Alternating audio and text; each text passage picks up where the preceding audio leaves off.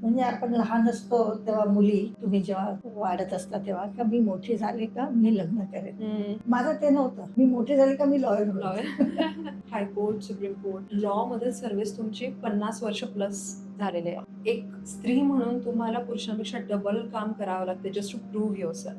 तेव्हा माझे वडील बोलायचे का कमी हुशार असणं एक वेळ चालतं, पण आळशी असू नये, हार्ड वर्किंग असावं.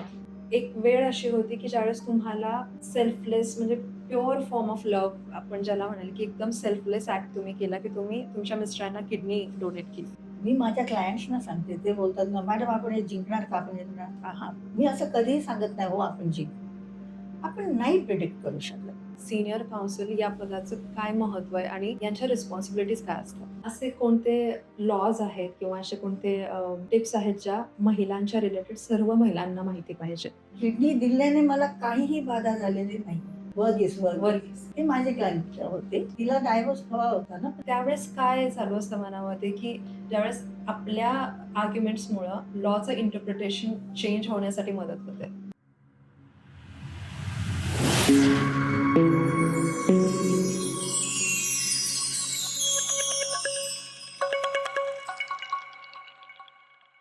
Welcome ma'am. आणि तुमचं खूप स्वागत आहे तू अपूर्व या माझ्या चॅनलमध्ये.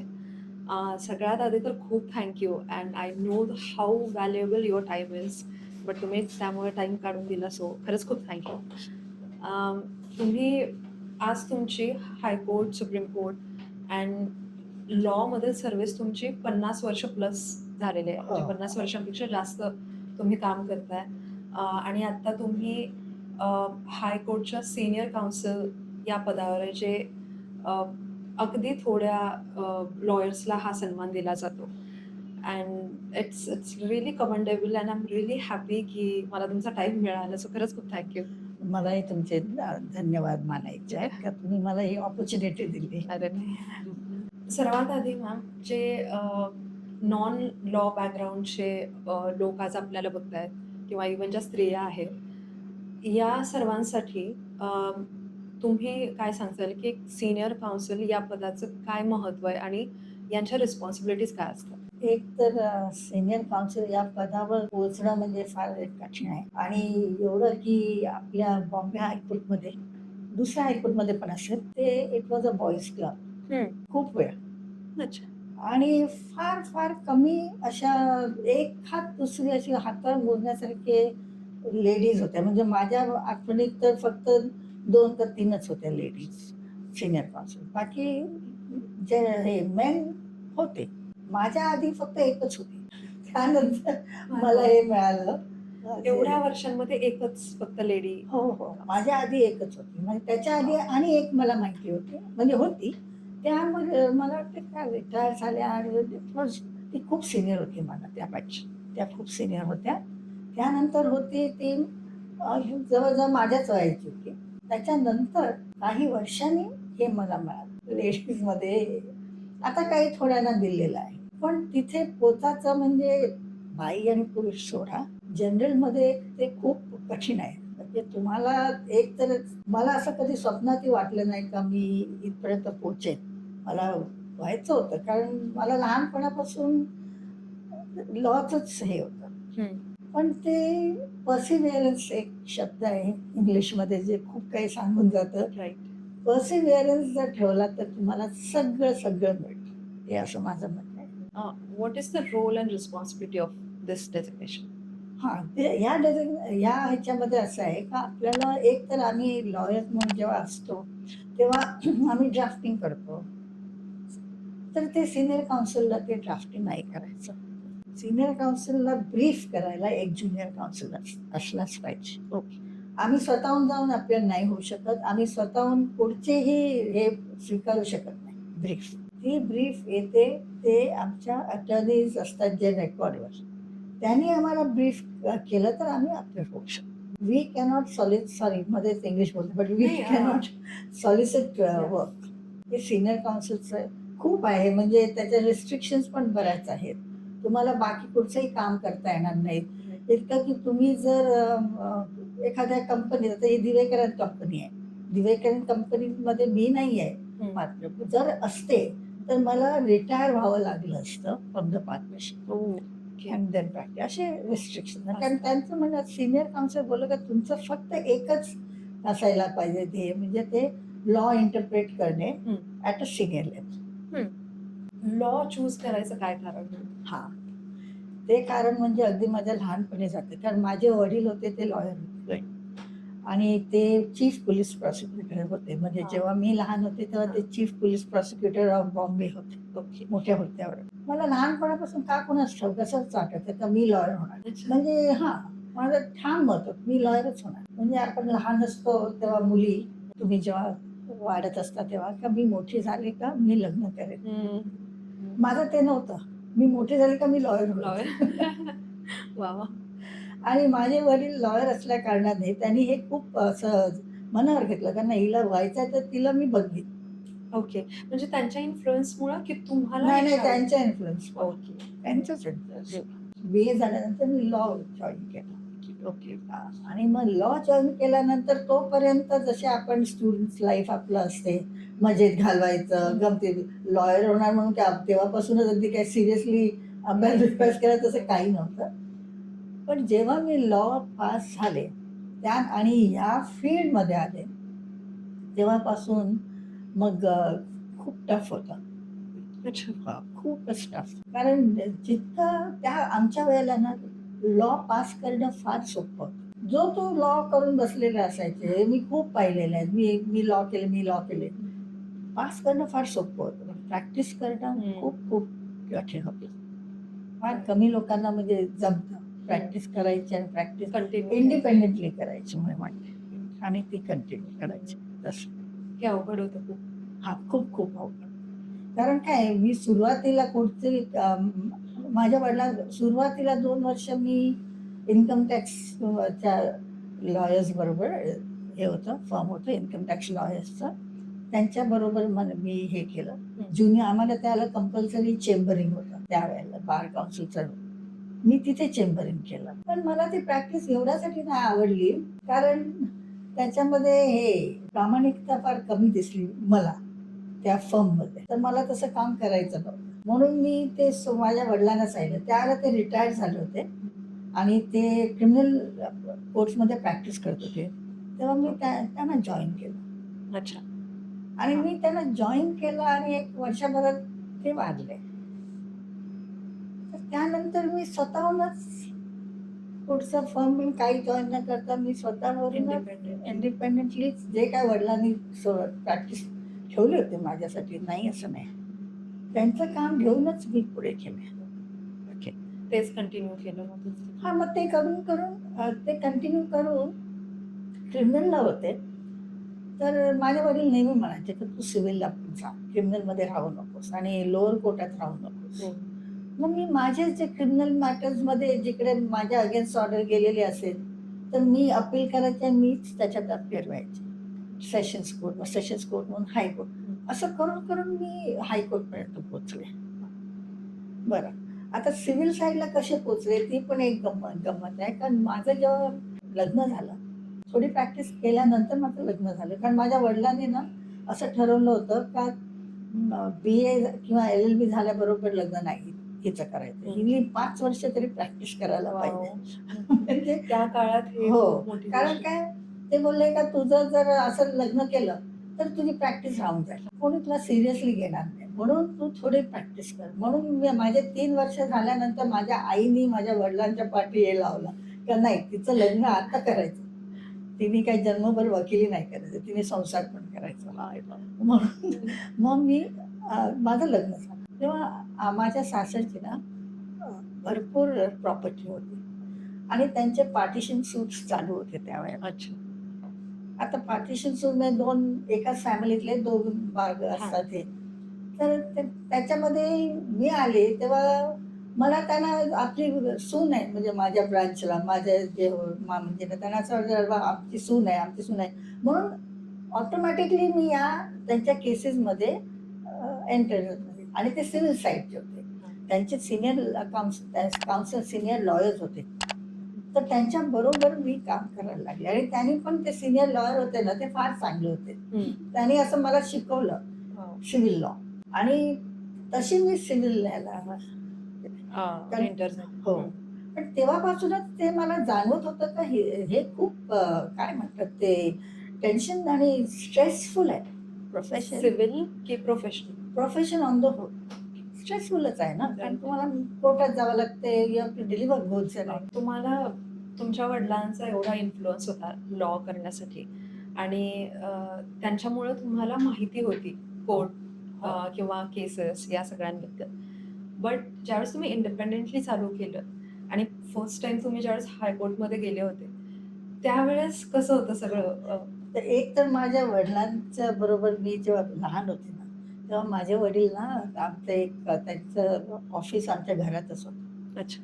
तर एक यायचा त्यांचं टायपिंग करायला क्लार्क यायचा फ्रॉम मंडे टू सॅटर्डे. संडेला येत नसे. तर संडेचं काय ड्राफ्टिंग असलं ना, तर माझे वडील मला टाईपरायटरवर बसवायचे. आणि मी काही टाईपरायटरचं काही शिक्षण घेतलं नव्हतं. तर एक बोटाने अच्छा. करायचं. पण ते मला सांगायचं, "नाही, नाही, तू हे कर." तर मी कधी-कधी खूप कंटाळायचे. तर ते बोलायचे, "बघ, तू आज कंटाळतेस ना, केव्हा तरी यू विल थँक मी." आणि ती टायपिंगची जी सवय त्याने लावली ना, ती मला पुढे खूप याच्यावर माझ्या व्यवसायामध्ये मला उपयोगाला आली. कारण आज पण मी जरी कम्प्युटर असतं माझं टायपिंग मीच करते. आय डोंट नीड असं कोण हे. कधी-कधी ड्राफ्टिंग डायरेक्टली मी कम्प्युटरवर करते. म्हणजे ते आपल्या डोक्यातून कम्प्युटरमध्ये जाते असं. तर पण त्यावेळेला मग मी स्वतःच मी सांगते ते पहिले म्हणजे असे जेव्हा मॅटर्स असायचे ना, तेव्हा एक आहे का माझा नवरा होता ना, तो खूप सपोर्टिव्ह होता. ही वॉज व्हेरी सपोर्टिव्ह आणि काही झालं का ही वॉज बिहाइंड. प्रत्येक ठिकाणी ना प्रोसिजर असते. प्रत्येकाचं. बरोबर. आता इकडचं सिव्हिल कोर्टाचं प्रोसिजर एक तर पुण्याला जातं तिथे दुसरं असेल किंवा औरंगाबादला जातं तिकडे तिसरं. हे लोकांना अशी मदत करायची. म्हणजे काय आहे का हां, त्या आम्ही बघू. आम्ही तुम्हाला हे आणून देतो. म्हणजे हे सगळं हे करायचे. हेल्पफुल. मिस्टर देसाई करून घ्यायचे त्यांच्याकडून. मग तिला हे पाहिजे ते आणून द्याल का? हो, हो, मॅडमसाठी आणून दे. असं. तर त्यावेळेला माझी पहिली मॅटर होती. तेव्हा बरं, मी इथे पण प्रॅक्टिस करत होते इंडस्ट्रियल कोर्ट्समध्ये पण. हायकोर्टच्या आधी अच्छा. इंडस्ट्रियल कोर्ट्समध्ये.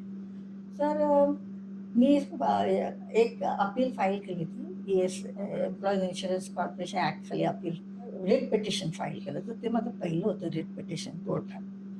आणि त्या ह्याच्यासाठी मी अभ्यास केला होता. म्हणजे केस लॉ, विस लॉ मी सगळं हे केलं. तर ती बरं आता हायकोर्टला बोर्ड सिस्टम असते. त्याला माझ्याकडे बोर्ड बीट काय येत नसे. गावातून येऊ का? पण हे लोक येऊन सांगायचे, मॅडमची मॅटर आहे बोर्डावर असं तसं. तर ही जी पहिली मॅटर होती ना, ती बोर्डावर आली आणि मला कल्पनाच नाही का ती बोर्डावर आहे. मग ती सकाळच्या सेशनला आली आणि दुपारी ठेवली. तर मी इंडस्ट्रियल कोर्टातून आले, नाही दुपारी दुसऱ्या दिवशी सकाळी ठेवली गेली. कारण काय मी नव्हते म्हणून. तर तर त्यावेळेला काय झालं ते आमच्या आमितेजमध्ये लॉयर्स यायचे. तर जेव्हा कळलं का ही मॅटर दुपारी आहे आणि मी इंडस्ट्रियल कोर्ट आहे त्याला मोबाईल्स नव्हते. आता मला कसं कळवणार? तर त्यांनी एक लॉयर पकडला, त्याला घेऊन गेले आणि सांगितलं तू डेट मागून घे. नाही पण मला काय माहित नाही. त्यांची ओळख होती त्या लॉयर बरोबर. ते कस्टमर होते आमचे. अच्छा. मग त्याला तारीख घेऊन दुसऱ्या दिवशी सकाळी ठेवून देते. वाव. मग मी जेव्हा गेले तेव्हा मला सांगितलं अशा तुझी मॅटर सगळं आले मॅटर. तशीच मी लायब्ररीत गेले, पूर्ण वाचून घेतलं. दुसऱ्या दिवशी सकाळी जाऊन ती मॅटर आर्ग्यू केली आणि आणि आय वन द मॅटर. म्हणजे माझी सुरुवात अशी झाली. वा, अमेझिंग स्टोरी. म्हणजे खरं तर तुमच्या मिस्टरांमुळे तुम्हाला शिकायला मिळालं. म्हणजे जिकडे वडिलांनी दिला पाठिंबा त्यांनी आणि माझ्या मामांजींनी पण तितकाच दिला. अच्छा.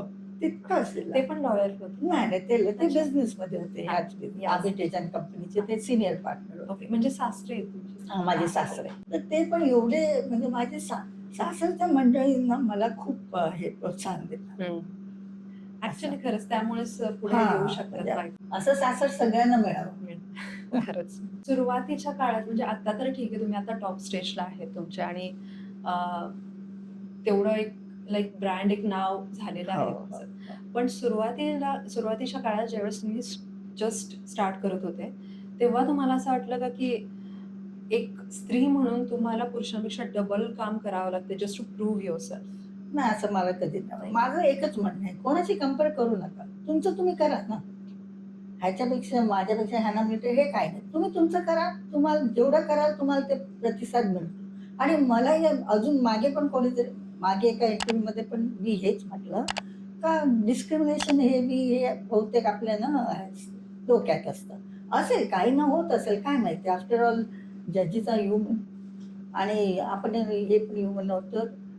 पण माझ्या बाबतीत असं कधी नाही झालं. दुसऱ्यांना डिस्क्रिमिनेट झालं असेल मला ठाऊक नाही. माझ्या बाबतीत मी एक पाहिलं, तुम्ही जर तुमचं काम व्यवस्थित केलं ना, तुमची ब्रीफ नीट वाचून गेलात, नीट मुद्दे मांडले, तर तुम्हाला ते सिरियसली घेणारच आणि तुम्हाला तो ते रिस्पेक्ट देणारच. हे मी पाहिलेलं आहे आणि त्याच्यावरच मी वर जा केलं. हां, पण कठीण असतं. हे खूप स्ट्रेसफुल आहे. प्रोफेशन सोपं नाहीये. खूप स्ट्रेसफुल आहे. हे प्रोफेशन इक्वली स्ट्रेसफुल आहे दोघं दोघांना दोन्ही इक्वली आहे, इक्वली आहे. कशाला त्यांना का मेनना का कमी असेल? त्यांना पण हे द्यायचं आहे ना, they have to deliver goods. All lawyers have to deliver goods. प्रत्येक जणाचं ते हे स्ट्रेस असते ना. प्रत्येकाला म्हणजे ज्यांना पुढे जायचंय त्यांना, ज्यांना नुसतंच आपलं काहीतरी टाइमपास करायचा असेल, तर गोष्ट वेगळी. तुम्ही स्वतः एक लँडमार्क केसेसचे एक पार्ट राहिलेले आहात. तुम्ही त्या डिलिव्हर पण केलेल्या आहेत, तुम्ही जिंकले पण आहेत आणि लॉमध्ये अमेंडमेंट्स आणण्यासाठी पण तुमच्या केसेसचे, तुमच्या आर्ग्युमेंट्सची हेल्प झालेली आहे. So how does it make you, म्हणजे त्यावेळेस काय चालू असतं मनामध्ये, की ज्यावेळेस आपल्या आर्ग्युमेंट्समुळं लॉचं इंटरप्रिटेशन चेंज होण्यासाठी मदत होते? काय म्हणते हे जे इंटरप्रिटेशन ऑफ लॉ करतो त्याच्या पाठीनं खूप खूप अभ्यास असतो. खूप अभ्यास असतो. आता हे ना बहुतेक क्लायंट्सना हे लक्षात येत नाही. एक मॅटर देतात आणि आता तुम्ही अपेअर व्हा. त्याच्या पाठी अभ्यास किती लागतो. तुम्ही कोर्टचाही जरी आधी इंटरप्रेट झालेला असेल पण तो तुमच्या फेवरमध्ये नाहीये. तर तो आपल्या फेवरमध्ये दाखवायला जी काही जे आपल्याला अभ्यास करावा लागतो, धडपड करावी लागते, ते प्रचंड आहे. त्यामुळे एवढं हार्डवर्क केल्यानंतर त्याला आपल्याला जिंकलो त्याचं एवढं हे नाही वाटत का बाबा एक पेड ऑफ. आता असं आहे ना, तुम्ही प्रोफेशन आहे. तुम्हाला जर तुम्ही जिंकलात काय हरलात काय, आपल्याला ते आपल्या स्टाईलमध्ये घ्यायचं असतं. ते किती अशा मॅटर ज्या चांगल्या मॅटर्स होत्या त्या आम्हाला ऑर्डर्स नाही मिळाल्या. तर काय is part of the game. आपण आपलं सतत प्रयत्न करत राहावा. आपला 100% हा, आपलं 100% द्यावं एवढंच. अशी तुमची कोणती केस जी तुम्हाला वाटते की मला हे या केसमुळे मला ओळखलं जावं? नाही, नाही. असं म्हणजे आता एक मला आठवते ती एक केस आहे ती म्हणजे ते इंडियन डायव्होर्स ऍक्ट खाली म्हणजे दॅट इज ते क्रिश्चियन्स यांना अप्लाय होते इंडियन डायव्होर्स ऍक्ट. त्याच्या खाली ग्राउंड्स फॉर डायव्होर्स फार कमी होते लेडीजना. वर्गास केस काही म्हणजे मी वाचलं. वर्जिस अच्छा, वर्गीस वर्गीस. ती माझी क्लायंट होती. त्याच्यामध्ये तिला डायव्होर्स हवा होता ना, पण तिला असं प्रूव्ह करायला डायव्होर्स केव्हा मिळेल तिला, तर नुसतं क्रुएल्टीवर केलं. आपल्या हिंदू ऍक्ट खाली, हिंदू मॅरेज ऍक्ट खाली, मुस्लिम ऍक्ट खाली ऑन ग्राउंड्स ऑफ क्रुएल्टी तुम्हाला मिळतं. हे एक ग्राउंड आहे फॉर डायव्होर्स. आपल्या हिंदू मॅरेज ऍक्ट खाली किंवा ते मुस्लिम ऍक्ट खाली. This is one of the ground. Parsi matrimonial ह्याच्यामध्ये पण फक्त इथे तसं नव्हतं. इथे काय होतं, तुम्हाला नुसतं क्रुएल्टी नाही, त्याच्याबरोबर ॲडल्टरी पण प्रूव्ह करायला पाहिजे, असा तो ग्राउंड होता. त्यामुळे लेडीजना तसं हे मिळतच नसे डायव्होर्स, त्यांना फक्त सेपरेशन मिळायचं. अच्छा. ते मी चॅलेंज केलं. ते दॅट वॉज स्ट्रिक्टली म्हणजे लॉ पॉईंटवरच ती कसरत होती. बरोबर आहे. ह्याच्यामध्ये आहे, त्याच्यामध्ये आहे आणि ह्याच्यामध्ये का नाही, काय रॅशनल आहे, वाय नॉट, असं सगळं हिस्ट्री. म्हणजे ते कॅथलिक रिलिजन पहिल्यापासून ते फार स्ट्रिक्ट होते. चर्च ते डायव्होर्स देतच नसत. डायव्होर्स नाही, सेपरेशन. तसं ते मी चॅलेंज केलं. तिकडे आय सक्सीडेड आणि त्यानंतर मग अमेंड झालं. अच्छा. त्यानंतर लॉ वॉज अमेंडेड. वाव. आणि हे बरीच वर्ष तुम्हाला त्याचा अभ्यास करावा लागला असेल म्हणजे? नाही, म्हणजे ते ती पर्टिक्युलर केसला बराच अभ्यास नाही, वर्ष नाही, ती मॅटर जेव्हा आली तेव्हा ते करावं लागलं. बरेच महिने मी तो अभ्यास करत होते. असे सेन्सिटिव्ह आणि specially religiously sensitive matter handle करताना भीती वाटते की पण तशी माझ्याकडे कोणची आली पण नव्हती रिलिजियस. म्हणजे हे हा. तुम्ही म्हणतात ते. हे नाही, ह्याच्यामध्ये काहीच नव्हतं. हे स्ट्रिक्टली लॉच होतं ना. ह्याच्यामध्ये रिलिजन कुठे येतं? आता कॅथलिक लोकांना चर्च अगेन्स्ट असेल, पण कॅथलिकना पाहिजे होतं ना. हो. असं हे पाहिजेच होतं कायद्यामध्ये बदल. म्हणजे पब्लिक सपोर्ट होता. हां, So, हां. Public support. ह्याला पब्लिक सपोर्ट होता. ओके. तुम्ही हे सांगितलं की ठीक आहे तुम्हाला म्हणजे जेंडर बायस तुम्हाला पर्सनली नाही फेस नाही, करावं नाही. लागलं. बट ॲज अ वुमन म्हणून या फील्डमध्ये स्पेशली एवढं स्ट्रेसफुल, एवढं कट थ्रोट फील्ड आहे. त्यामध्ये एक विमेन म्हणून तुम्हाला वाटतं की लिमिटेशन्स येतात आपल्याला म्हणजे हां, येऊ शकतात. हां. कसं? कारण म्हणजे ज्यांना जे संसार पण करतात, मॅरिड. काही-काही तर प्रोफेशनमध्ये असे बरेच आहे का त्यांनी लग्नच नाही केलं, कारण मग आम्हाला प्रोफेशन नाही का. मी त्या मताचे नव्हते. मला वाटायचं दोन्ही करायला पाहिजे. आपल्याला जर लार्जर जर पिक्चर पाहिलं तर you must be happy also in life, नाही का? राईट. तुम्ही हॅपी असाल तर प्रोफेशन तुम्ही व्यवस्थित कराल ना. आणि मला असं वाटतंय का लग्न आणि मुलं हे फार महत्वाचे असतात. कारण अक्षरशः माझ्या मते असं होतं का मी ऑफिसमधून इथे एवढ्या तणावाखाली काम करायचे ना, घरी गेले आणि माझ्या या 2 मुली भेटल्या ना, लहान छोट्या होत्या, हो. का माझं सगळं मी विसरून जायचे. वॉव! घरी असताना माझं सगळं हे जे प्रेशर-बिशर सगळं विसरायचं. काहीच नाही. आणि तुम्हाला असं एक आउटलेट हवंय करेक्ट. या प्रोफेशनमध्ये. करेक्ट. कारण जे मॅरिड असतात ना, त्यांना हे जास्ती हां, तुम्ही मगाशी विचारलं स्ट्रेसफुल फ्रॉम ह्या पॉइंट ऑफ व्ह्यूनी आहे.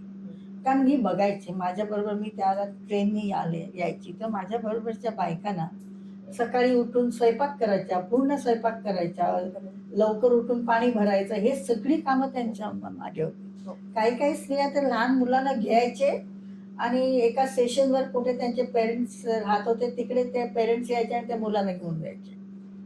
असे पण लोक काम करतात. मग ते लेडीजमध्ये ज्या मॅरिड असतात ना, त्यांना ते जास्तीच आहे. हो, लिमिटेशनच आहे. कारण आम्हाला आता मॅरिड वुमन तिला काय पुरुष काय 11-11, 12-12 वाजेपर्यंत ऑफिसमध्ये बसून काम. तसं माझं नव्हतं ना. मला घरी 7ला तरी पोहोचायला पाहिजे ना. मुलं आहेत लहान. हां. स्पेशली मुलं असल्यावर तर जायलाच पाहिजे. अ, यू नो मी ज्यावेळेस तुमच्याविषयी रिसर्च करत होते आपल्या इंटरव्ह्यूसाठी आय वॉज लाईक ठीक आहे म्हणजे बाहेरच्या जगात तुम्ही एवढ्या स्ट्रॉंग पर्सनॅलिटी आहेत आणि इव्हन मी तुमच्या दोन्ही मुलींशी बोलले आणि त्यांनी सुद्धा सांगितलं की तुम्ही खूप स्ट्रॉंग आहात तसं मेंटली तुमची पर्सनॅलिटी एकंदरीत खूप स्ट्रॉंग आहे बट पर्सनल लाईफमध्ये तुम्ही एक वेळ अशी होती की ज्यावेळेस तुम्हाला सेल्फलेस म्हणजे प्युअर फॉर्म ऑफ लव्ह आपण ज्याला म्हणाल की एकदम सेल्फलेस ऍक्ट तुम्ही केला की तुम्ही तुमच्या मिस्टरांना किडनी डोनेट केली त्यावेळेस ती सगळी प्रोसिजर काय होती त्यावेळेस कसा हा डिसिजन घेतला तो त्यावेळेला ना ते वर्ष होतं ना डिकेड ऑफ 1990s. तो डिकेड जो होता ना, तो डिकेड फारच हे गेला माझ्यासाठी म्हणजे आमच्या फॅमिलीसाठी रफ होता. रफ होता. कारण एक तर माझ्या ह्याला तर मी दिलीच ट्रीटमेंट. माझ्या मुलीचं पण त्यावेळेला मोठ्या मुलीचं सर्जरी हे झालं ऑपरेशन ब्रेन ट्युमर्स हा ब्रेन ट्युमर्स. त्यावेळेला सुद्धा काय ना आणि हे किडनी किडनीच्या आलं त्यावेळेला ना ह्यांना ट्रान्सप्लांट हे ठरलं होतं. डॉक्टरने सांगितलं होतं का त्यांना ट्रान्सप्लांट करावं लागेल तर किडनी कुठून घेणार. आता त्या मुंबईमध्ये ॲक्ट आहे महाराष्ट्रामध्ये की ट्रान्सफर ऑफ आता ते नाव मी विसरले मोठं नाव आहे का तुम्हाला ऑर्गन्स असे विकत घेता येत नाही का विकता येत नाही. That is a procedure. मग फक्त तुमच्याच जे जवळपास जे रिलेटिव्स आहेत फॅमिली म्हणजे त्यांच्याच तुम्ही घेऊ शकता. बाहेरून तुम्ही घेऊ नाही शकत. कारण त्याला इलिगल ट्रेड चालू होतं जोरात. मग ते त्याला आळा घालण्यासाठी हा लॉ आला. तर आता आमची देसाई फॅमिली खूप मोठी होती तसं बघायला गेलं. तर खरं ते देसाई असल्यामुळे देसाईंनीच द्यायला पाहिजे. म्हणजे it goes without saying because all your this will match. पण आमच्या देसाई फॅमिलीमधून कोणी व्हॉलंटिअर केलं नाही. म्हणजे नुसती माझी फॅमिली लहान होती, पण आमचे देसाई ब्रांचेस होते 3-4. Nobody offered. मग आम्ही विचारायला नाही गेलो. मला ते बरोबर नाही वाटलं की जाऊ. डॉक्टर बोलत होते, "अहो काय झालं? मेडिकल हे आहे ना, इमर्जन्सी. तुम्हाला विचारा काय झालं? काही हरकत नाही तुम्ही." मी म्हटलं, "नाही, मला नाहीच राहायचं," म्हटलं. मग आणि मी सांगितलं, "मी देईन ना, हे करा." आणि मला त्याच्यामध्ये असं काय हे नाही वाटलं का I am doing something great का काय. आपलं आपण करायलाच पाहिजे ना. आणि म्हणून आणि मला पहिल्यापासून एक आहे, तर मला you can call it a gift. तर मला ना भीती फार कमी वाटते. मला वाह! कशाचीच भीती वाटत नाही. वाह! मग आपण आपला ऑर्गन देणार म्हणून काही भीती नव्हती. म्हणजे मला असं काही नाही. मी बेकारच आहे ना, तुम्ही माझी घ्या बस. आणि मग त्यांनी मला मला सगळे टेस्ट बरेच द्यावे लागले. आणि it was 60% match. Not very हे. पण ते बोलले, "we can still make it work." असं. But it didn't work. कारण इट हॅज टू ट्रान्सप्लांट झालं व्यवस्थित, पण दॅट हॅज टू स्टे. तर ते त्यांना ते नाही एवढं हे झालं, सहन झालं. इकडून कारण मेडिसिन्स खूप स्ट्रॉंग होते आणि दे वर ऑल इम्पोर्टेड. आणि त्यामुळे त्यांना ते नाही जमलं. 1 महिन्यातच ते केलं. आणि एक मी असं सगळ्यांना सांगेन का ही किडनी जी आहे ना, ही एक एक्स्ट्रा ऑर्गन आहे. देवाने आपल्याला दिलेलं आहे. त्याच्यामुळं किडनी दिल्याने मला काहीही बाधा झालेली नाही. मला लक्षातही राहत नाही का मला एकच किडनी आहे. कित्येक जण विचारतात, "का कशी आहे तू? ठीक आहे?" तर ठीक आहे. "हो, ठीक आहे." "नाही, आता एकच किडनी." अरे, लक्षात कोणाच्या काय एक किडनी. म्हणून तुम्ही सगळ्यांनी ज्यांना जशी अपॉर्च्युनिटी मिळाली, तर किडनी तुम्ही जरूर डोनेट करा. आपल्या आप्तजनांना, कोणाला. म्हणजे त्याशिवाय राहू शकतो माणूस. अरे, अगदी व्यवस्थित यार. राहू शकतो. मला काहीच नाहीये त्याच्यामुळे. का काय दुखणं आहे का काय? काहीच नाही. आणि आता एवढी वर्ष झाली हो, तुम्ही आणि मला fit आठवत माझ्या ध्यानीमध्ये पण नसते. काय आहे ओन्ली वन हो. असं. आणि अशामुळे ना एकदा माझ्याकडे एक क्लायंट आले होते. यंग होता तो मुलगा. म्हणजे तर त्याला मुलगी झाली. ओके. नाही, सॉरी. त्याच्या मुलीचं ऑपरेशन होतं. अपेंडिक्सचं का काय. तर डॉक्टरनी पहिला तिची सोनोग्राफी काढली. सोनोग्राफीमध्ये कळलं का तिला एकच किडनी आहे. हां. ते एक बरं केलं. नाहीतर कोणाला वाटेल का हे अपेंडिक्स करताना काढली का काय. पण बरोबर. एनिवे तर त्याला कळलं का तिला एकच आहे.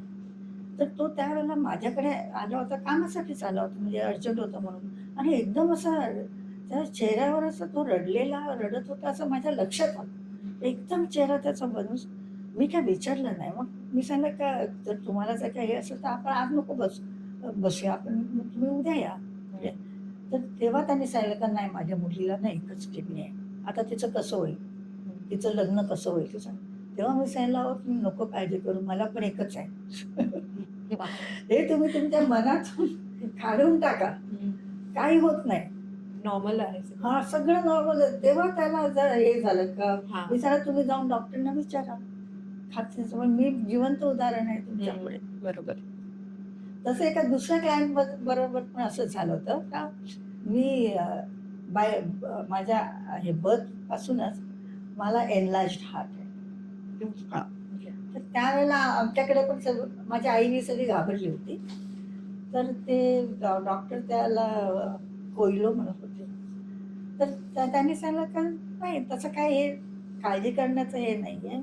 शी can lead a normal life. तर हिअर आय एम.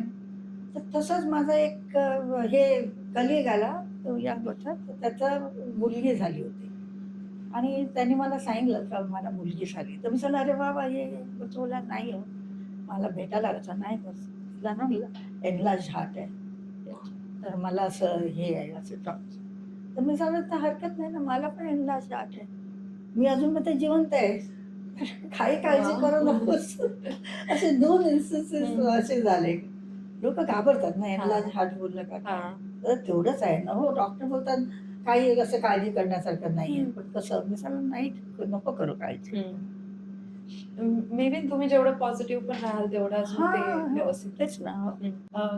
ज्यावेळेस तुम्हाला म्हणजे तुम्ही किडनी डोनेट केली पण तरीही तुम्हाला लॉस शेवटी ते ग्रीफ हे करावं लागलं. पण जे सेन्सिटिव्ह स्त्रिया असतात त्या बोलून रडून वगैरे मोकळे होतात. पण जे स्ट्रॉंग, आता तुम्ही एवढं स्ट्रॉंग आहे, तुम्ही तो ग्रीफ कसा प्रोसेस केला? मी कामामध्ये मी स्वतःला झोपून झोपून दिलं. दिलं.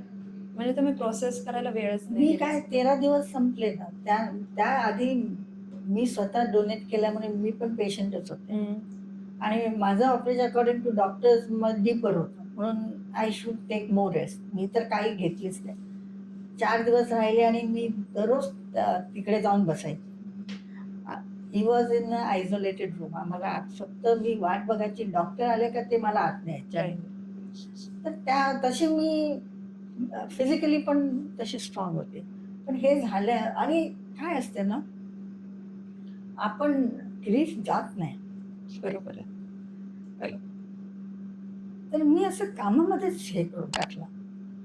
बस 13 दिवसानंतर मी ऑफिसला येऊन डबल ह्यानी मी काम करायला लागले. तसं मग तरी मला सांगू का 5 वर्षानंतर आय फेल्ट नॉर्मल. 5 वर्ष लागले तुम्हाला. आपण जे सप्रेस करतो ना, ते खूप वाईट. ते जास्त अजून तेवढंच बाउन्स बॅक होतं. ते तुमच्या आतमध्ये जे असते ना, ते बाहेर यायला फार कठीण होते मग.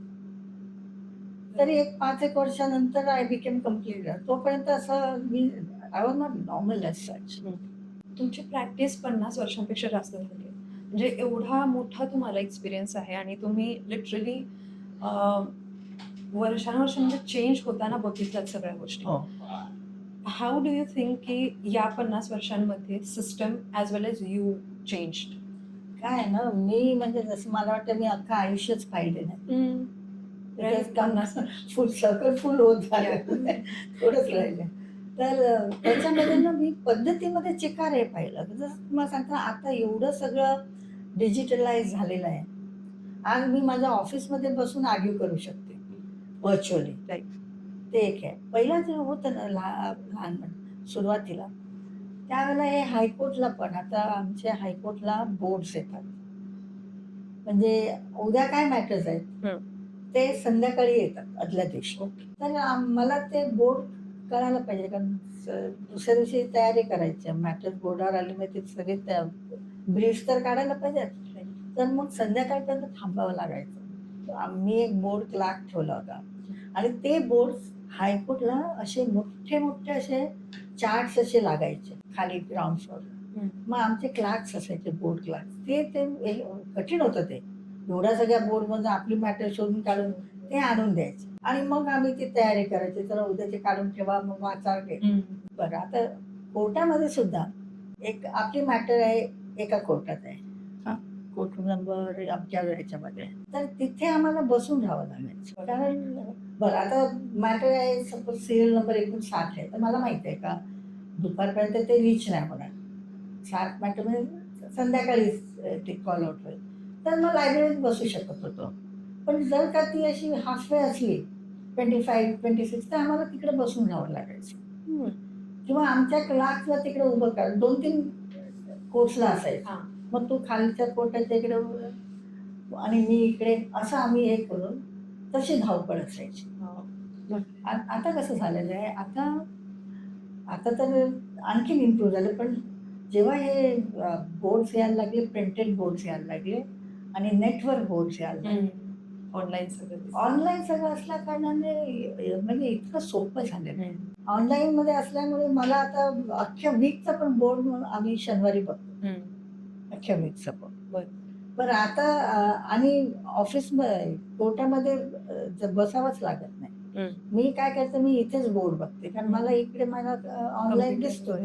तर माझा 60 सिरियल नंबर आहे, तर मी नेहमी सांगते 60 माझ्या बरोबर जे असतात जुन्यात, आपण काय करायचं, 60 आहे ना, तर आपण 45ला, कारण मला चालायला वेळ लागतो, 45ला चालायला सुरुवात करायची, कोर्टात जाऊन पोहोच. तो एक ॲडव्हान्टेज आहे. अख्खा दिवस वेस्ट होत नाही. तुम्ही काम करू शकता. आणि दुसरं म्हणजे आता समजा मी मॅटरचा मला माहिती आहे फ्रायडे बिडेला मॅटर आहे आणि मला कुठे बाहेरगावी जायचं आहे. तर सपोज मी कुठे बाहेरगावी गेले, तर मला तिथून सुद्धा ऑनलाईन हे virtually I can attend the matter. Correct. त्याचं हे एवढं एकच आहे का तुम्ही असं नाही का गाडीत बसून करा का हां. ट्रेनमध्ये बसून, असं नाही. प्रॉपर. ऑफिसमध्ये बसून कुठेही मग तुम्ही आता मला वाटते पल्लवी युकेला गेले होते तिथून त्याने काय मॅटर अटेंड केलं. कुठूनही करू शकता. बरोबर. असं. प्रॉपर सेटिंग हवी तशी. हां. हा म्हणजे खूप मोठा चेंज आहे. आताचे जे आहेत ना ते खूप लकी आहेत त्या मानाने. बरोबर. आमच्या याला धडपड होती. पोट मिळवायचे म्हणजे. पळापळ. हां आणि ते आणि काही कधी क्लास मिस आउट करायचे, मॅटर्स मिस आउट व्हायचे. तुम्ही स्वतः कसे चेंज झाले असं तुम्हाला वाटतं? हां, मी चेंज असे झाले का पहिल्यांदा मी कॉलेज आणि शाळेमध्ये असताना ना, मी अभ्यासाच्या बाबतीत हे हुशार होते खूप. पण हे होते काय आळशी होते. म्हणजे असं कधी 100% दिलंच नाही. माझा पहिला नंबर कधीच नाही आला. मला शाळेत टीचर्स पण बोलायचे का थोडं तरी ट्राय कर, थोडं तरी. पण पहिल्या 3 आणि 5 मध्ये नंबर असायचे. पहिला नंबर आलाच नाही कधी. अशी आळशी होते. तेव्हा माझे वडील बोलायचे का कमी हुशार असणं एक वेळ चालतं, पण आळशी असू नये, हार्ड वर्किंग असावं. वडील नेहमी म्हणायचे ते हार्ड वर्क मी प्रोफेशन मध्ये पाऊल टाकलं आणि हार्ड वर्क समजलं. And I really work hard. आता पण मला ते असं नुसतं सोडून नाही देत. मला ते डीप मध्ये जा, आणखीन हे कर, आणखीन रिसर्च कर. अजून ही अभ्यास. सवय लागली ना इतक्या वर्षाची, ही सवय लागली. तो एक चेंज झाला का I become very hard working. तुम्हाला असं वाटतं की आपले आता म्हणजे हा खूप फिलॉसॉफिकल क्वेश्चन वाटू शकतो, सो आय डोंट नो, पण न्याय मिळण्यासाठी भलेही मग उशीर का लागे ना, पण जस्टिस मिळण्यासाठी आपले विचार, आपले नियत, कर्म आपले, ह्या गोष्टी मॅटर करतात. भलेही तुम्ही कोर्टात जिंका, even if your on the wrong side, but you get the justice जर तुमचा कर्म काय चांगला ना असेल. काय ना ह्या बाबतीत मी एक आहे अल्टिमेटली ना. मी माझ्या क्लायंट्सना सांगते, ते बोलतात ना मॅडम आपण हे जिंकणार का, आपण जिंकणार का. हा मी असं कधीही सांगत नाही हो आपण जिंकू. आपण नाही प्रिडिक्ट करू शकत. आपल्या हातात आहे का, ते जजच्या हातात आहे. मी एवढं सांगते का मी माझं 100% देईन. आणि काही क्लायंट्सना असा राग यायचा कारण बाकीचे लॉयर सांगतात हा तर काय आपण जिंकू ना, ते काय जिंकेल. असे किती मी मला सांगितलं त्यावेळेला त्यांनी सांगितलं जिंकणार आणि आमच्याकडून एवढी फीस घेतली आणि आता नाही कोणी सांगूच नाही करत. तर कोणी मला विचारलं ना का काय वाटतं तुम्ही केस चांगली आहे, पण अल्टिमेटली हे सगळं तुमच्या नशिबावर अवलंबून आहे. हे माझं ठाम मत आहे. हे क्लायंटच्या नशिबावर आहे. आपण लाख लढू पण त्यांच्या नशीब चांगलं असेल ना तर ते सगळे जिंकते. अल्टिमेटली कुठेतरी तो वरचा एलिमेंट येतो. नाही असं नाही. बरोबर. आत्ताचे जे लॉ स्टुडंट्स आहेत त्यांच्यासाठी तुम्ही काय सल्ला द्याल की एक किंवा अशी कोणती हॅबिट जी त्यांनी डे 1 पासून केली पाहिजे, बाळगली पाहिजे? आत्ताचे जे मी म्हणजे मला 1-2 ठिकाणी ना मूट कोर्टला मी हे केलेलं आहे, प्रिसाईड केलेलं आहे. मूट कोर्ट आता स्टुडंट्सचे आहेत आणि मी पाहिलं का हल्लीचे स्टुडंट्स खूप हुशार आहेत आणि ते ना असं अभ्यास करून जसे प्रोफेशनल लॉयर सारखे आर्ग्यू करायचे. मला खूप बरं वाटायचं ते बघून. आणि मी त्यांना हेच सांगायचं का तुम्ही आयुष्यामध्ये ना अभ्यास करा, कारण हे जे फील्ड घेतलेत ना तुम्ही चूज केलेत ते तुम्हाला जन्मभर अभ्यासच करायला पाहिजे. कारण रोज तुम्ही शिकता. तुम्हाला असं कधी वाटून घेऊ नका का आता मला येते सगळं. नाही येत. लॉ मिनिटाला बदलत असतो. नवीन इंटरप्रिटेशन्स येतात, अमेंडमेंट्स होतात. तेव्हा तुम्ही अभ्यास करा, रिसर्च करा आणि मजा करा. नुसतं ह्याच्यासाठी नाही. Be happy. Enjoy the process. Enjoy करा ते प्रोसेस. आपण जे आता स्टुडंट्स आहेत लॉयर्स, ते हायकोर्ट किंवा सुप्रीम कोर्ट यामध्ये प्रॅक्टिस करणं किंवा ती प्रॅक्टिस सुरू करणं, हे लांबून राहून या गोष्टी अशा ग्लॅमरस वाटतात की आपण तिथे लॉयर बनायचं किंवा ॲडव्होकेट हे. पण तुमच्या एवढ्या मोठ्या सर्व्हिसमध्ये तुम्ही सगळ्या प्रकारचे स्ट्रगल्स पाहिलेले आहेत आणि खूप जवळून पाहिलेले आहेत. सो तुम्ही या न्यू जनरेशन, स्पेशली जे फर्स्ट जनरेशन लॉयर आहेत, म्हणजे स्क्रॅचपासून सुरुवात करतात, त्यांना तुम्ही काय असे स्ट्रगल सांगताल की जे त्यांनी लक्षात ठेवले पाहिजेत? म्हणजे नाही, मी त्यांना हेच सांगते आता, एखादी मॅटर आहे, ठीक आहे, ते माझ्याबरोबर येतात कोर्टाची, तेव्हा मी आर्ग्यू करते हां, आणि परत येतात. तेव्हा मी त्यांना, माझी मुलगी म्हणजे पल्लवी आहे ना, ती त्यांना सांगते की आत्ता त्यांनी आर्ग्यू केलं मॅडमनी, मोठ्या मॅडम बोलतात, तर तुम्हाला वाटलं असेल काय सोपं आहे ना आर्ग्यू करणं, पण त्याच्या पाठी खूप अभ्यास आहे. मी माझ्या येतात हे आता दिव्याकरण कंपनीचेच हे ज्युनियर आहेत. माझे आता नाही आहे कोण junior. पण ह्यांचे जे हे ज्युनियर ते येतात माझ्याकडे. हे ब्रीफिंग करायला का. मी त्यांना जेवढं शिकवायला म्हणजे एखादी ब्रीफ घेऊन त्यांना असं नाही कधी सांगत जा तारीख घ्या. मी त्यांना ते समजवते, तो लॉ समजवते आणि मग त्यांना सांगता तुम्ही पूर्ण हे वाचून घ्या. माझं म्हणणं असं की प्रत्येकाने ना अभ्यास करून जायला पाहिजे, हे माझं पहिलं हे आहे. आणि वरवर नाही. मी नुसतं वाचलं मला येतं असं नाही. तो लॉ पण बघा ना काय आहे, त्याचा थोडा अभ्यास करा. हळू येतं. आता मला पण सुरुवात जेव्हा मी केली ना, तर मी माझ्या वडिलांना सांगितलं का एवढं पुस्तकं मी बघायचे ना त्यांच्या पण ऑफिसमध्ये. तर एवढं सगळं मला कसं येईल? कसं येणार मला एवढं सगळं लॉ आहे? ते बोलले त्यावेळेला त्यांनी मला हे सांगितलं की प्रत्येक मॅटर बरोबर लॉ शिकायचं. प्रत्येक मॅटरवर जो कायदा असेल तो कायदा पूर्ण शिका. असं करत, करत, करत तुम्हाला सगळ्या लॉज आहेत ते समजून जातात. राईट. आणि ते ओव्हरवेल्म पण वाटणार नाही ना. हां, बरं ते मला ते पहिलं असंच वाटत नाही. तुझा प्रत्येक ब्रीफ बरोबर तू अभ्यास कर. ब्रीफ आली का तू तो लॉ त्याच्यावरचा लॉचा अभ्यास कर. बस मग बघ तू कसं हे पुढे राहते. आणि तसंच असतं ते. किती अशा लोकांचे मी विदाऊट हे तर मला वाटतं माझे 50% practice must be pro bono. कारण ते गरीब लोक आले त्यांच्याकडून काय घ्यायचं? मग ते कधी देतील तेवढेच आपण घ्यायचे, त्यांच्याकडे मागायचं नाही. किती असे आहेत क्लायंट. म्हणजे असेही क्लायंट्स अप्रोच करू शकतात तुम्हाला? बिकॉज ती एक भीती असते की मोठे आहेत ते, आपण नाही, पण कसं मी करू? असे लॉयर्स पण पाहिलेले आहेत. असे मी पाहिले म्हणजे हे चांगले लॉयर्स आहेत. ते एकदा मी कोर्टाच्या बाहेर उभे होते तेव्हा एक असं कपल होतं.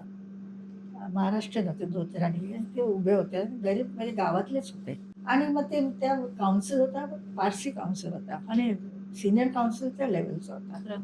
मग तो आत होता. मग तो बाहेर आला आणि त्यांनी आला पहिला, "अरे तुम्ही इकडे कशाला उभे? ऑफिसमध्ये भेटा ना." ते म्हणले, "नाही, नाही साहेब, नाही आम्हाला साहेब पैशाचं तुम्ही हे आम्ही देऊ नाही शकणार तर." तो बोलला, "पैशाबद्दल मी बोललो? नाही बोललो ना? तुम्ही जा. तिकडे थांबा." असे पण लॉयर. असे दोघं तिघांना मी पाहिलेले कोर्टात. प्रो बोनो कोण अपिअर होईल ते उभे राहून होते आय लागले. असे पण लॉयर्स. हे माहिती असणं पण हो, हो, गरजेचं हो. आहे. कारण अप्रोच करण्यासाठीच तिथे घाबरतात. हो, घाबरतात. तर कोर्टामध्ये तो बोलत होता का तो यंग मुलगा होता, त्याची आई होती आणि इलेक्शनची मॅटर होती. तर तो अर्ली हे मागत होता. अर्जंट आहे म्हणून लावून द्या. तर तो जज बोलत होता, "तू लॉयर बघ कोणतरी, कारण ही मॅटर तशी सोपी नाहीये. लॉयरलाच आर्ग्यू करायला पाहिजे." तर तो बोलला, "नाही, पण आम्हाला आमची ऐपत नाही. लॉयर आमची ऐपतच नाहीये. मी अजून शिकतो कॉलेजमध्ये आणि माझे वडील वारलेले आहेत." एक काउन्सिल, सीनियर काउन्सिल, तो बोलला, "I will take his case." So nice. आहेत. आणि हे पे बॅक करतं. हां. आता जे आपला जो आता पॉडकास्ट बघत असतील आणि असं कोणत्यातरी गावामध्ये की जे मिडल क्लास किंवा लोअर मिडल क्लास फॅमिलीमधून ज्या मुली बघत आहेत आपल्याला, पण त्यांचं असं स्वप्न आहे की मलाही सुप्रीम कोर्ट, हाय कोर्टमध्ये प्रॅक्टिस करायची, सक्सेसफुल करिअर करायचं आहे. तर त्यासाठी तुम्ही प्रॅक्टिकल स्टेप्स कोणत्या सांगाल त्यांना? त्यासाठी मी सांगेन की तुम्ही आताच्या ह्याच्यामध्ये असं तुम्ही इंडिपेंडेंटली नाही स्टार्ट करू शकणार. कॉम्पिटिटिव्ह चिकार झालेली आहे. You won't know where to start. True. काय मी ह्यांच्याबद्दल ज्यांना बॅकग्राऊंड नाहीये. नाही. हां, ज्यांचे आई-वडील, आई असू शकते लॉयर, वडील असू शकतात. त्यांना काहीतरी असते, कुठेतरी न्यूक्लियस मिळते. राईट. पण जे अगदीच नवीन त्यांनी कोणातरी सीनियर बरोबर आधी प्रॅक्टिस करावं आणि त्याच्यामध्ये त्यांनी शिकावं. नुसतंच जरी तुम्हाला तुमच्या सिनियरने सांगितलं जा तारीख घे, हम्म. तुम्ही घ्या, पण ती केस स्टडी करून जा ऑन युअर ओन. हम्म. अभ्यास हेच एक हा, तुम्ही अभ्यास करा. जे हम्म. काय मॅटर्स तुमच्या सिनियरच्या ह्याच्यात आहेत ना, तुम्ही अभ्यास करा हम्म. आणि मग तुम्ही त्यांना वॉच करा. हा, अनदर हे काय आहे माहिती माझं पर्सनली आहे का मी ना हायकोर्टला कधी, पहिलं तर मी हायकोर्ट पाहिलं गेलेच नव्हते कधी. तर मी जेव्हा हायकोर्टला प्रॅक्टिस स्टार्ट केले ना, तेव्हा मी हायकोर्टच्या कोर्टचं तरी हे करून मी बसून असायचे आणि मी केसेस ऐकायचे. हो. अर्धा माझा सुरुवात हायकोर्टमध्ये आपल्याला तसं भीड म्हणजे आपली हे चेपायला म्हणून किंवा कॉन्फिडन्स यायला म्हणून मी अर्धा माझा हे वेळ ना ऑफिसरना घालवता मी कोर्टातच असायचे. हा. मी एक एक कोर्टात जाऊन बसायचे आणि बघायचे आता हा हा कसा सुरू कसा करतो, हा प्रेझेंट कसा करतो, केस प्रेझेंट कसा, मग ते जजेसचं कसं रिॲक्शन असते, कसे ते रिॲक्ट होतात, केव्हा ते रागवतात, केव्हा ते हे घेतात, हा मी खूप अभ्यास केलेला आहे. मॅटर्स जास्ती नव्हते, पण असा मी अभ्यास कोर्टात जेव्हा मी अगदी लोअर कोर्टामध्ये म्हणजे मॅजिस्ट्रेट कोर्टामध्ये जेव्हा होते प्रॅक्टिस करत, तेव्हा माझ्या मॅटर्स फिक्स्ड मॅटर्स होत्या. डिपार्टमेंटच्या त्या फिक्स मॅटर होत्या. मी प्रॉसिक्युटर म्हणून होते डिपार्टमेंटच्या, सोप्या होत्या आणि ते कॉल आउट करायचे 1 वाजता. तर मी 11 वाजता जाऊन बसायचे आणि ते काय काय कधी कधी छोटे छोटे ट्रायल्स, म्हणजे क्रिमिनल कोर्ट बोलणं म्हणजे केसेस चालायच्या तिकडे, कारण ते काय हे असायचे ना, ह्याच्यामध्ये असायचे ना, जेलमध्ये असायचे, मग त्यांच्या आधी घ्यायचे प्रायोरिटी, म्हणून सकाळच्या सेशनला त्यांच्या केसेस आधी घ्यायचे. ते मी ऐकायचे, ते कसे क्रॉस करतात, ते काय करतात, हे ना आपल्याला शिक्षण असं येतं बरोबर. ऐकून बघून. तसं मी हायकोर्टला करायचे, ते कॉन्स्टिट्युशनल लॉवर असायचे ना, मग ते काय करतात, कुठचं ऍक्ट कुठचं आर्टिकल होतं, मग ते जाऊन वाचा. ऑफिस घरी ऑफिसला येऊन ते आर्टिकल बघा काय आहे काय नाही, असा अभ्यास. म्हणून ह्या मुलीने ना तर कोर्टच्या तुमचे सिनियर ज्या कोर्टात जातात त्या कोर्टात तुम्ही बाकीचे मॅटर्स पण ऐका, म्हणजे तुम्हाला कळते का कशी केस चालवायची, निदान हे नाही तर कशी चालवायची, कसे जजेस ओपनिंग कसं करायचं, हे कोणत्याही टेक्स्टबुक पेक्षा हे हे सगळ्यात जास्ती आहे, प्रॅक्टिकल हे. आणि बसून बसून बसून ना आपण मुरत जातो त्या ह्याच्यामध्ये प्रोसिजरमध्ये. हे खूप भारी हा. होतं. हे अमेझिंग टिप होते ऍक्च्युली. लास्टचा प्रश्न मॅम, असे कोणते लॉज आहेत किंवा असे कोणते टिप्स आहेत ज्या महिलांच्या रिलेटेड सर्व महिलांना माहिती पाहिजे, असं तुम्ही कोणते लॉ हो, मी सांगेन ना, आता हे जे डोमेस्टिक व्हायलन्स ऍक्ट असं हे ऍक्ट आहे, वास्तविक त्यांनी महिलांचे जे पर्सनल, आता हल्ली काय मॅरिड लाईफ जास्ती कोर्टामध्ये लोअर ह्याच्यामध्ये पण जास्ती करून हे मॅट्रिमोनियल डिस्प्यूट्स जास्त आहेत. ओके नाही, आता लोअर ह्याच्यामध्ये स्टेटामध्ये पण तिकडे थोडेच ते कारखानदाराचे आणि अशा मॅटर्स कमी असतात, ते सगळे वरच्या लेवलला येतात. तुमच्या आपल्या लेवलला जेवढे लॉस रिलेटिंग टू विमेन ते सगळे वाचा. राईट टू प्रॉपर्टीज ऍक्ट, आता तर हे आपलं सक्सेशन ऍक्ट हे झाल्यानंतर अमेंड झालं तर लेडीजना पण बायकांना पण हिस्सा मिळतो. तो लॉ शिका. तुमचे काय काय हक्क आहेत ना ते एक एक एक एक हे पहिला ते तुम्ही आत्मसात करा. थँक्यू सो मच मॅम, आणि मी टाइम दिल्याबद्दल. मलाही तुमचे थँक्स मागायचे आहे. तुम्ही खूप युजफुल माहिती सांगितली तुम्ही आणि हे स्टुडंट्सला स्पेशली महिलांना खूप जास्त. खरंच खूप थँक्यू.